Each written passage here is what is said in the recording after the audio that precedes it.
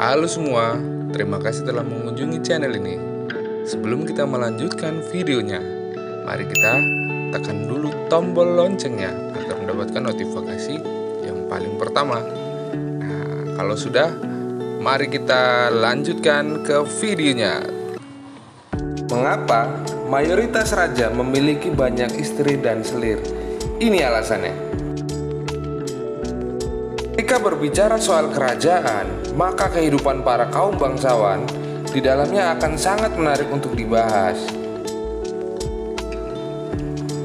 Tidak hanya soal tahta dan wewenangan, kehidupan asmara para anggota kerajaan juga selalu menarik untuk dibicarakan.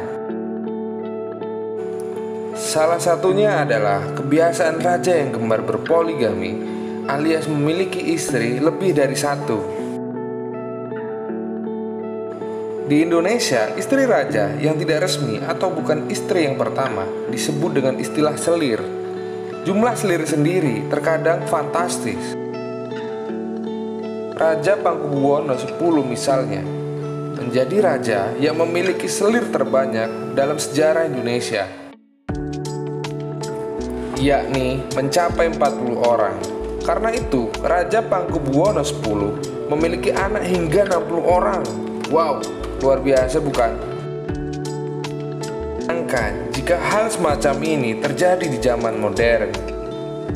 Kira-kira nih, sebesar apa hujatan yang akan dilayangkan oleh masyarakat kepada orang yang memiliki istri hingga 40 orang?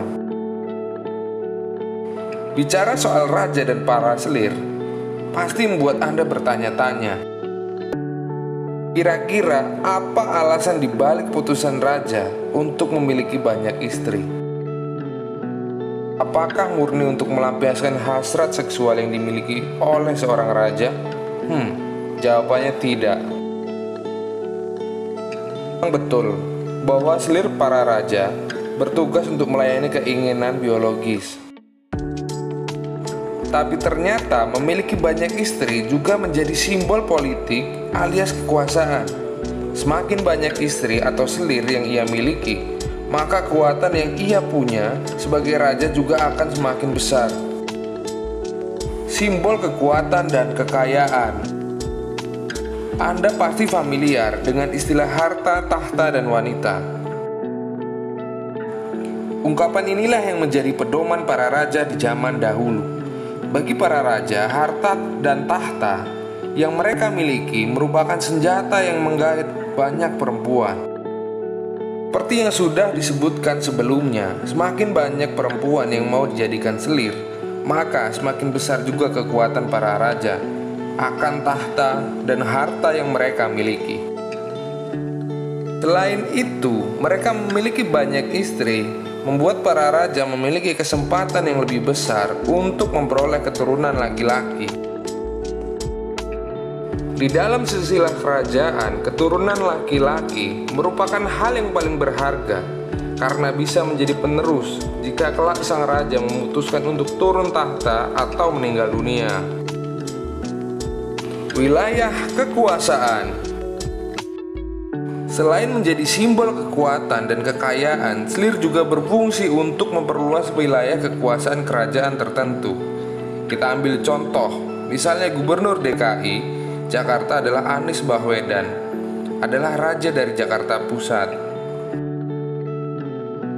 Ia kemudian menikahi gadis-gadis yang ada di wilayah Jakarta Selatan, Barat, Timur, dan Utara, supaya wilayah-wilayah tersebut juga menjadi daerah kekuasaannya.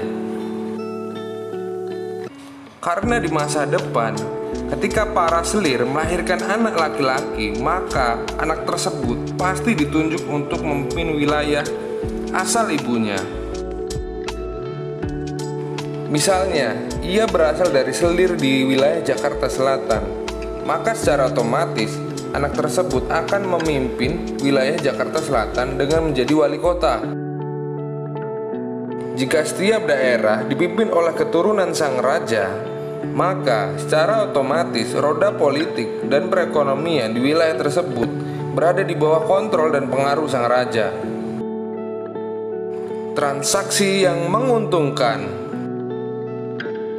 Memberikan anak perempuan kepada sang raja untuk dijadikan selir merupakan proses transaksi yang sangat menguntungkan bagi kedua belah pihak, pihak kerajaan dan keluarga si perempuan.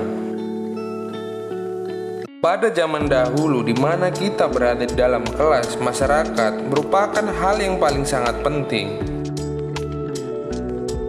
Semakin tinggi kelas masyarakat, maka semakin dihormati juga keberadaannya. Namun sayang, kesempatan untuk menjadi kaum bangsawan atau pejabat adalah takdir. Karena itulah orang-orang dari kelas masyarakat biasa berusaha memberikan anak perempuannya untuk menjadi selir raja, supaya kehidupan mereka juga ikut terangkat.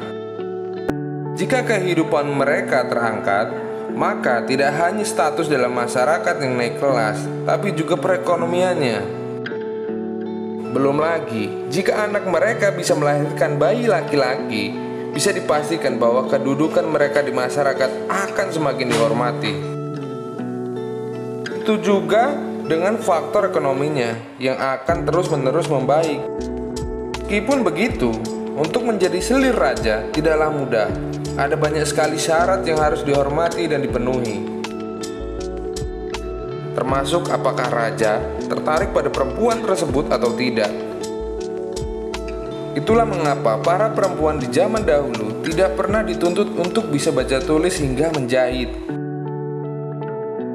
Dari buku yang berjudul Perempuan-Perempuan Perkasa di Jawa abad 17 sampai 19 yang ditulis oleh J.W. Winter, terungkap kalau anak perempuan hanya dituntut untuk melatih kecantikan diri mereka. Mulai dari sikap sopan, bertingkah laku yang pantas, berdandan, atau mempercantik diri. Belajar bagaimana bersikap malu-malu, termasuk menghindar dari bicara saat bergaul, sampai tampil seksi di mana kita berpakaian payudara hingga mereka hampir terlihat telanjang bulat. Hal ini penting untuk dilakukan supaya mereka memiliki daya tarik secara seksual, sehingga raja akan lebih memperhatikan mereka dibandingkan selir lainnya. Itulah alasan mengapa raja-raja zaman dahulu memiliki banyak selir. Jika kamu seorang perempuan yang lahir di zaman dahulu, kira-kira nih apa yang kamu bayangkan dan apa yang kamu lakukan jika ada di zaman dahulu? Tulis di komen di bawah ya. Oke. Kita akhiri pembahasan video ini. Jangan lupa subscribe ya, agar semangat membuat video selanjutnya.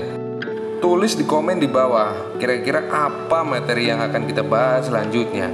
Terima kasih.